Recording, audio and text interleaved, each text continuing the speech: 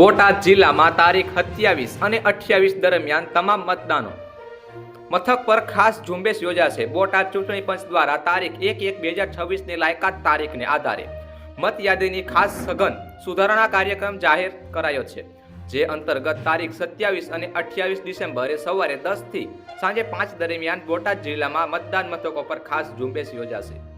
આ કાર્યક્રમ અંતર્ગત હક દાવા અને વાંધા અરજીઓ રજૂ કરવાનો સમયગાળો તારીખ 19 થી 18 જાન્યુઆરી સુધી નિર્ધારિત કરાયો છે, જે દરમિયાન મતદારો મુસદ્દા મતદાર યાદીમાં પોતાનું નામ ચકાસી શકશે।